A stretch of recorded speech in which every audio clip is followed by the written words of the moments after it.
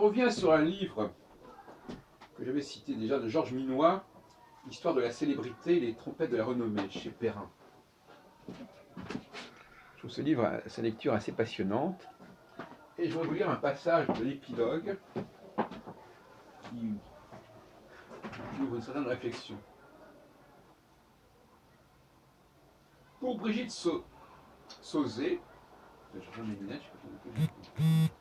pour Brigitte Sauzet, peut-être n'avons-nous pas vraiment besoin de grands hommes, mais d'hommes qui ont une grande vision, de grands projets. Il me semble en effet, dit-elle, que nous n'avons plus besoin de grands hommes, mais bien d'un lien social fort, d'une volonté commune forte, d'une masse d'anonymes de la société civile en somme. Pour Bronislaw Geremek, l'approfondissement de l'Europe consiste justement dans la création d'une communauté où les petits auront leur place. Ont-ils besoin de grands hommes? Et ma réponse, Geremek répond, ma réponse est oui, et doublement. Nous avons autant besoin de la mémoire des grands hommes que de leur rôle maintenant. Et Philippe Joutard, toujours cité par Minois, je défends le grand homme tout simplement parce que l'histoire en atteste la réalité et parce que toute communauté a besoin de ce lien charnel et affectif avec un représentant acteur. Jean Lacouture, toujours cité par Minois, le grand homme ne se caractérise-t-il pas par la démesure, l'excès?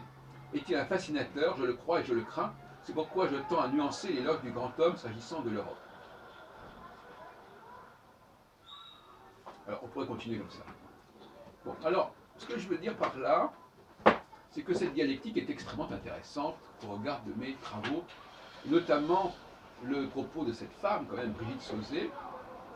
Peut-être, alors il me semble que nous n'avons plus besoin de grands hommes, mais bien d'un lien social fort, d'une volonté commune, forte, d'une masse d'anonymes. Alors ça, c'est quand même étonnant. Alors, mais c'est très étonnant, mais ça représente un inconscient collectif féminin qui est à l'évidence, n'est-ce pas? Et là, il y a une espèce de refoulé, évidemment. On est dans le refoulé. Elle ne comprend pas, visiblement, que le collectif, le ciment commun, il est justement permis par les grands hommes. C'est eux qui donnent le matériau qui va inspirer la masse. Donc dire qu'on peut se passer des grands hommes, c'est une plaisanterie, parce qu'on ne réfléchit pas sur la genèse même du processus collectif, du processus social. Et c'est vrai que là, il y a une véritable guerre des sexes, je ne plaisante pas, parce que, en effet, chacun voit midi à sa porte. Il y a aussi la fameuse histoire de la fête à poule.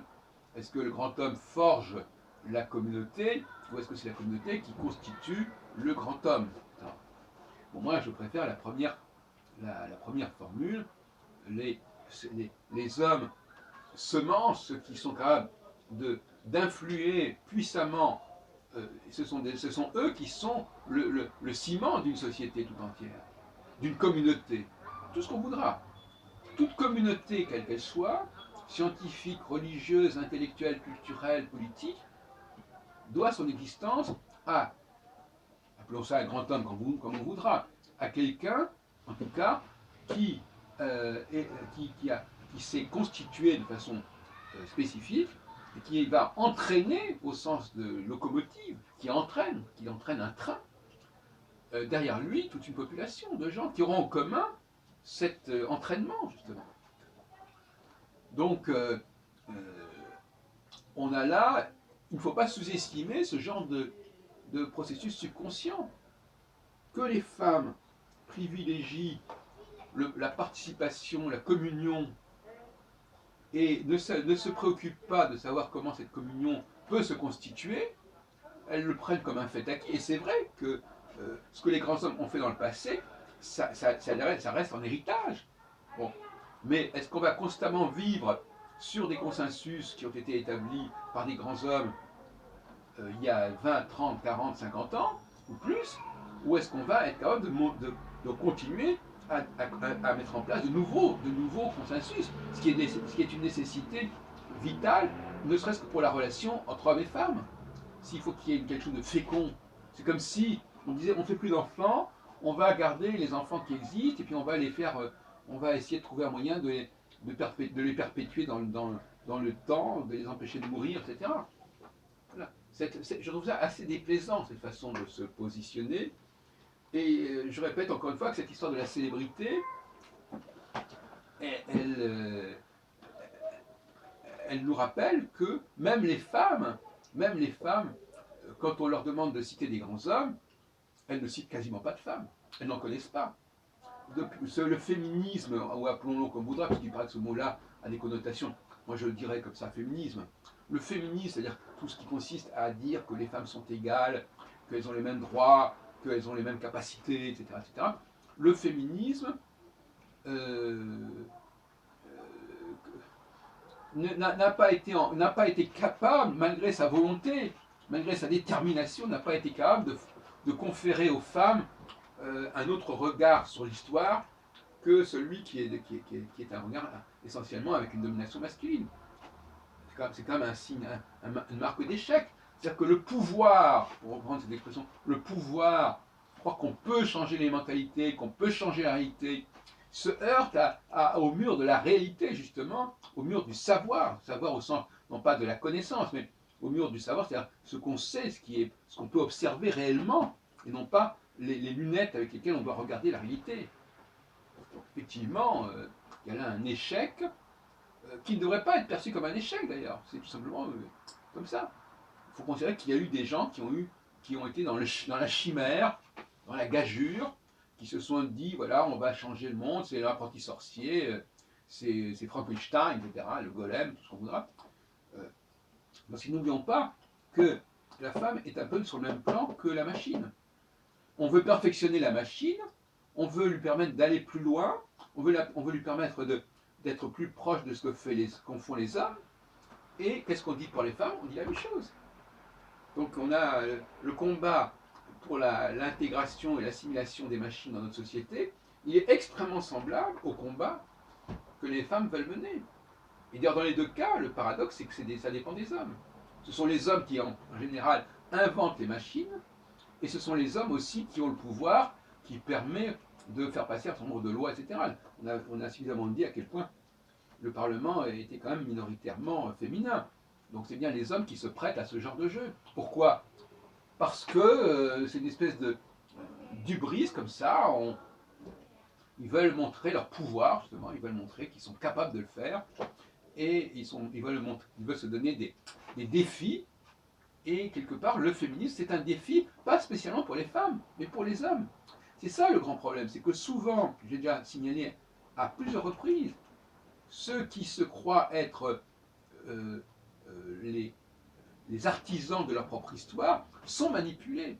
Sont manipulés par des gens qui veulent leur faire faire certaines choses.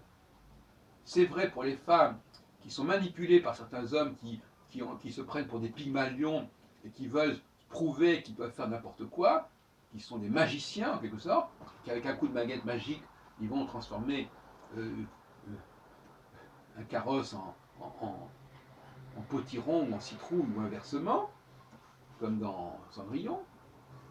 Et puis, il y a effectivement les machines qu'on améliore, qu'on perfectionne, etc. Et puis moi je pense effectivement à la question juive.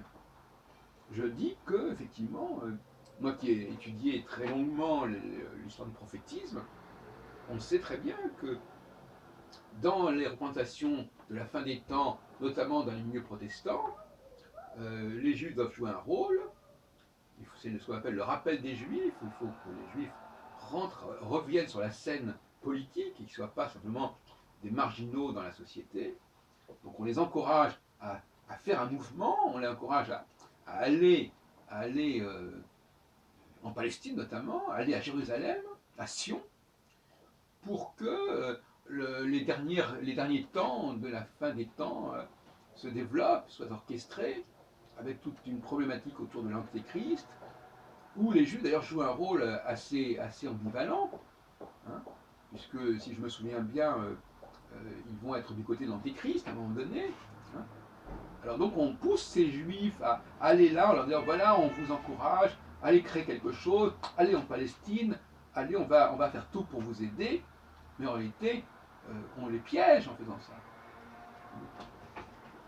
Donc, il faudrait, j'en ai parlé, il faudrait que pour le XXIe siècle, il faudrait quand même qu'il y ait des modèles, des références qui soient relativement acceptées, où les femmes comprennent mieux leur rapport avec les hommes, qu'est-ce qu'elles peuvent faire, qu'est-ce qu'elles peuvent attendre d'elles. Et effectivement, euh, c'est vrai qu'en fin de compte, ce sont les femmes quelque part qui couronnent les hommes, qui les couronnent parce qu'elles vont mettre leur nombre, leur masse au service de ces grands hommes. Et donc, ce sont des faiseurs de rois, les femmes. C'est pour ça que je reviens sur cette madame que j'ai citée tout à l'heure. Eh bien, elle n'a rien compris au phénomène de la formation des groupes humains. Les groupes humains se constituent à partir justement de Brigitte Sauzet, Sauzay, qui est citée par Georges Minois dans l'histoire de la célébrité. Les groupes humains sont essentiels pour la reconnaissance des grands hommes. Ce sont eux qui confèrent un cachet, qui confèrent une confirmation aux grands hommes, mais en même temps, sans ces grands hommes, il n'y aurait pas de convergence possible. Et donc le groupe ne se constituerait pas.